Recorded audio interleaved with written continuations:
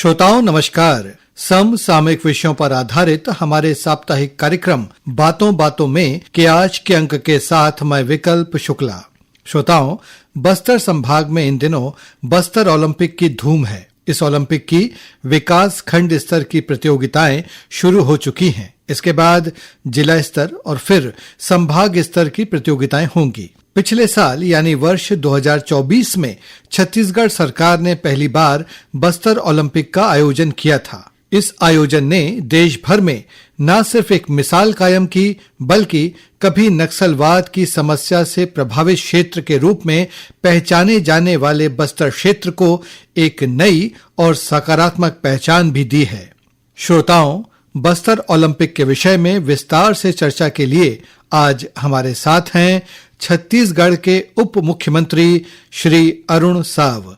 उप मुख्यमंत्री जी, आकाशवाणी समाचार के इस कार्यक्रम में हम आपका हार्दिक स्वागत करते हैं। जी, आपका बहुत धन्यवाद। आकाशवाणी के सभी श्रोताओं को राम राम, जय जोहार। आमचो बस्तर खूबे सुंदर। जी बिल्कुल सर, ये बस्तर संभाग में जो बस्तर ओलंपिक हैं वो शुरू हो चुके हैं। इस साल इस आयोजन का पूरा कार्यक्रम क्या है और इसके तहत कितने स्तर पर और कब कब प्रतियोगिताएं होंगी, इसके बारे में हमारे श्रोताओं को बताएं। हमारे मुख्यमंत्री विष्णुदेव साय जी के नेतृत्व में 2024 में बस्तर ओलंपिक का आयोजन हुआ जी। और 2024 का बस्तर ओलंपिक जिस प्रकार से सफल हुआ कि 1,65,000 से अधिक युवाओं ने पंजीयन कराया और विकासखंड स्तर पर, जिला स्तर पर और फिर संभाग स्तर पर इसका आयोजन हुआ। देश के गृह मंत्री जी इसके समापन समारोह में उपस्थित हुए, आदरणीय अमित शाह जी, और उनकी उपस्थिति में उसका समापन हुआ जी। प्रधानमंत्री माननीय नरेंद्र मोदी जी ने मन की बात में जिस प्रकार से बस्तर ओलंपिक के बारे में जिन शब्दों में कहा, जिस तरीके से कहा, वो हमारे लिए बहुत ही प्रेरणादायी है और ये बस्तर ओलंपिक की सफलता का एक मापदंड और एक पैमाना है। बस्तर के बदलते हुए परिदृश्य का ये एग्जाम्पल है, बड़ा एग्जाम्पल कि कैसे युवा खेल के मैदान में आ रहे हैं, अपनी प्रतिभा दिखा रहे हैं। बस्तर के युवाओं में प्रतिभा की कोई कमी है नहीं, पर उनको अवसर चाहिए। वो अवसर दिलाने का काम बस्तर ओलंपिक के माध्यम से हम कर रहे हैं। ये 3 स्तर पर प्रतियोगिताएं इस वर्ष भी आयोजित की जा रही है। विकासखंड स्तर पर, फिर जिला स्तर पर और फिर संभाग स्तर पर। विकासखंड स्तर की प्रतियोगिताएं प्रारंभ हो गई है और वो पूरा होने के बाद जिला स्तर की प्रतियोगिता होगी और फिर संभाग स्तर की प्रतियोगिता नवंबर महीने के अंतिम सप्ताह में करेंगे। और इस बार तो जिस प्रकार से बस्तर के युवाओं में उत्साह दिख रहा है, 3,91,297 युवाओं ने अपना पंजीयन कराया है। और मजेदार बात तो ये है कि इस 3,91,297 में 2,27,000 से अधिक लड़कियों ने पंजीयन कराया है। तो ये बताता है कि बस्तर कैसे बदल रहा है। 3,91,297 पंजीयन, यानी पिछले साल से दुगने से भी अधिक पंजीयन इस बार हुआ है जी। तो ये भी दर्शाता है कि पिछला बस्तर ओलंपिक सफल रहा, अच्छा रिस्पांस आया और उसी का नतीजा है कि इस बार 3,91,000 पंजीयन हुए हैं। तो निश्चित रूप से हमारे लिए उत्साहजनक है और विभाग पूरी तैयारी से इस अभियान में लगा हुआ है। सर, जैसा आपने बताया कि पिछले साल वर्ष 2024 में बस्तर में ओलंपिक की शुरुआत हुई, ये इस आयोजन का दूसरा वर्ष है। तो आपने भी बताया कि युवकों में और खासतौर से जो वहां पर महिलाएं हैं उनमें खासा उत्साह देखा जा रहा है और रिकॉर्ड पंजीयन हुए हैं। हम अपने श्रोताओं की ओर से भी जानना चाहेंगे कि बस्तर ओलंपिक ने वाकई कीर्तिमान गढ़े हैं। प्रधानमंत्री जी ने भी इसका उल्लेख किया है मन की बात कार्यक्रम में। क्या उद्देश्य है, मुख्य उद्देश्य राज्य शासन का इसके आयोजन के पीछे? और जब इस ओलंपिक की शुरुआत का भी दूसरा वर्ष, 1 वर्ष हो चुका है, तो बस्तर में क्या बदलाव देखा जा रहा है? यदि हम बस्तर ओलंपिक की बात करें तो वास्तव में बस्तर की धरती अद्भुत धरती है जी। बस्तर की युवाओं में अपार क्षमता है, उनमें टैलेंट है जी। तो पहला उद्देश्य तो यह है कि बस्तर का टैलेंट राष्ट्रीय स्तर पर उभर कर आए। खेलों में जो उनकी प्रतिभा है, हम बस्तर ओलंपिक में 11 प्रकार के खेल आयोजित करते हैं एथलेटिक्स है, तीरंदाजी है, बैडमिंटन है, फुटबॉल है, हॉकी है, वेट लिफ्टिंग है, कराटे है, कबड्डी है, खो खो है, वॉलीबॉल है और रस्साकशी। इतने 11 प्रकार के खेलों का आयोजन करते हैं जिससे बस्तर का आम युवा खेलता है। तो पहला काम तो ये कि उनकी खेल की प्रतिभा को राष्ट्रीय स्तर पर पहचान दिलाना। दूसरा, बस्तर का युवा उत्साह के साथ आगे बढ़े।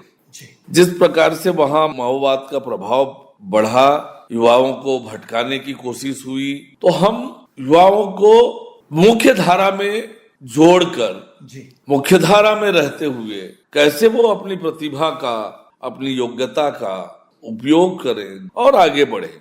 बस्तर की कला, संस्कृति, सभ्यता, संस्कार ये अद्भुत है।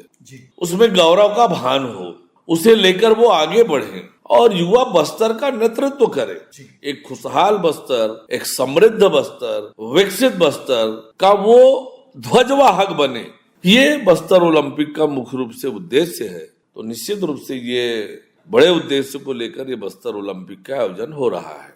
सर, आपने बताया कि इसमें कई तरह के खेलों की स्पर्धाएं शामिल होंगी, जिनमें आधुनिक खेलों के साथ साथ जो स्थानीय स्तर पर खेले जाने वाले खेल हैं उनको भी बस्तर ओलंपिक में शामिल किया गया है। हम ये जानना चाहते हैं कि बस्तर ओलंपिक में कितनी श्रेणियों में जो है वो स्पर्धाएं होंगी और क्या नक्सल हिंसा से जो प्रभावित व्यक्ति हैं, जो दिव्यांग हो चुके हैं वो, और जो आत्मसमर्पित नक्सली हैं, वो भी क्या इस ओलंपिक में शामिल हो रहे हैं? एक तो 2 स्तर की प्रतियोगिता है, 14 से 17 वर्ष का और 17 वर्ष से अधिक का ग्रुप। और जो नक्सल प्रभावित हैं, नक्सल पीड़ित हैं, आत्मसमर्पित हैं, उनके लिए भी अलग से खेल का आयोजन का प्रावधान हमने रखा है ताकि उनमें भी जो खेल की प्रतिभा है उसका भी उपयोग हो और वो भी मुख्य धारा में जुड़कर काम करें। इस उद्देश्य से किया है। बस्तर का शुभंकर भी हमने बहुत सोच विचार कर तय किया है। वन भैंसा और पहाड़ी मैना को चुना है। वन भैंसा हमारा राजकीय पशु है, पहाड़ी मैना राजकीय पक्षी है और ये बहुतायत बस्तर में ही मिलते हैं। इसलिए दोनों को शुभंकर के रूप में हमने प्रस्तुत किया है। उसका भी बड़ा असर हमें प्रतियोगिता में और बस्तर में देखने को मिलता है। और निश्चित रूप से विकासखंड स्तर की प्रतियोगिता प्रारंभ हो गई है। विकासखंड स्तर की प्रतियोगिता प्रारंभ होने के बाद जिला स्तर की प्रतियोगिता की ओर आगे बढ़ेंगे। सर, इस बार जो शासन है उसने बस्तर ओलंपिक के जो संभागीय स्तर के जो विजेता खिलाड़ी हैं उनको बस्तर यूथ आइकॉन के रूप में प्रचारित करने का निर्णय लिया है। इसके पीछे क्या उद्देश्य है?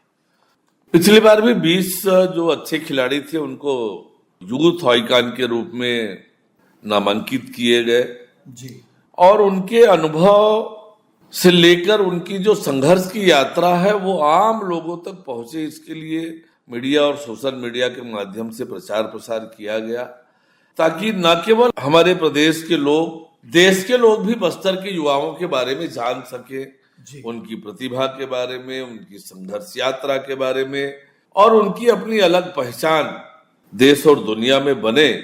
इसलिए ये यूथ आइकॉन नामांकित करने का निर्णय सरकार ने लिया है।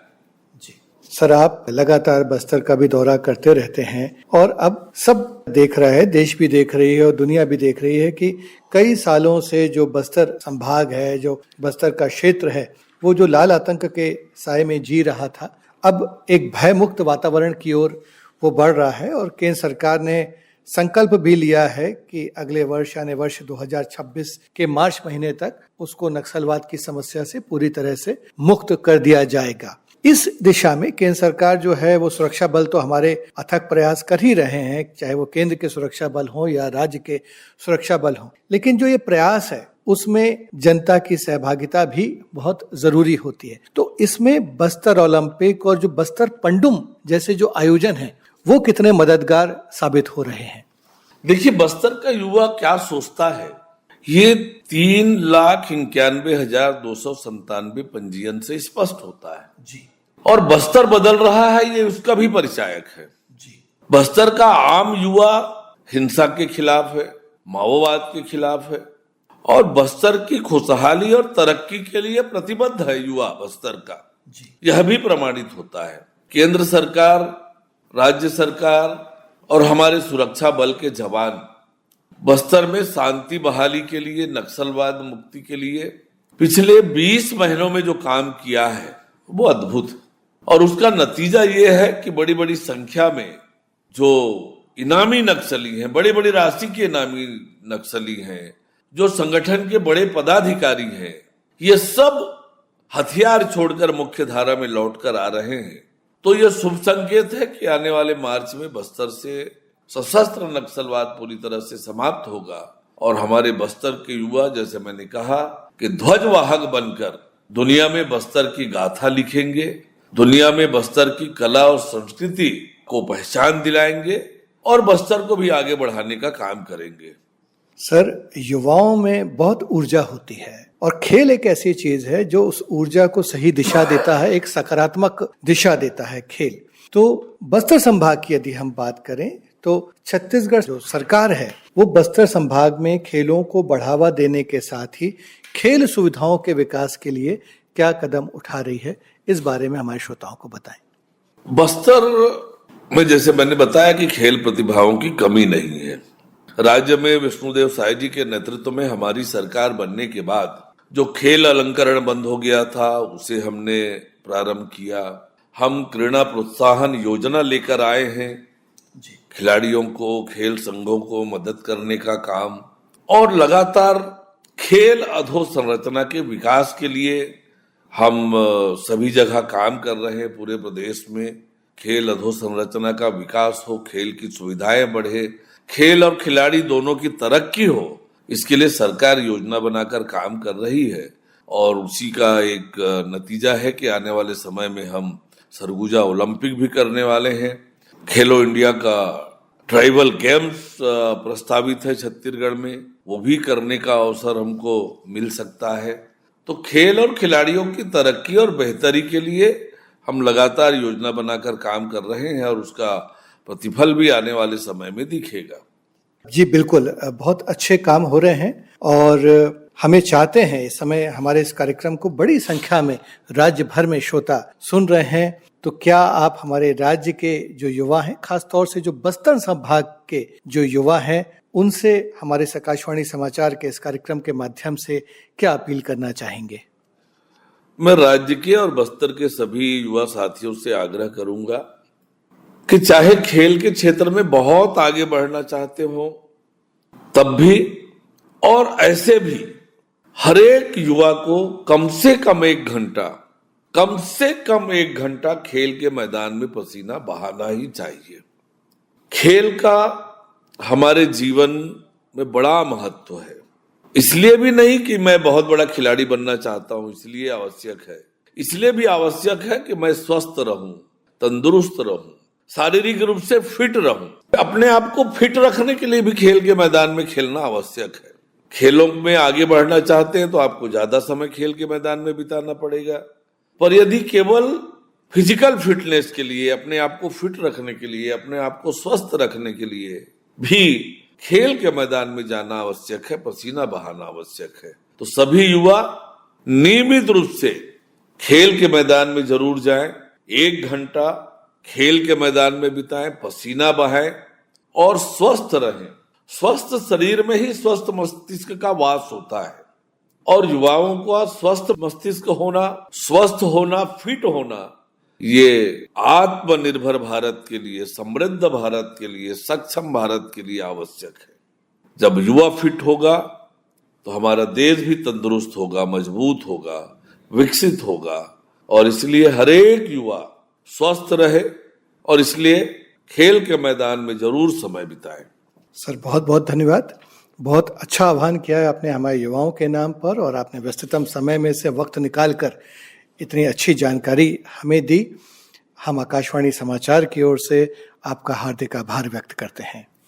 आपको भी और आपकी पूरी टीम को और आपके सभी श्रोताओं को बहुत बहुत धन्यवाद।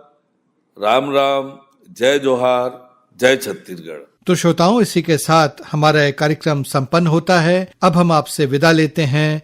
नमस्कार।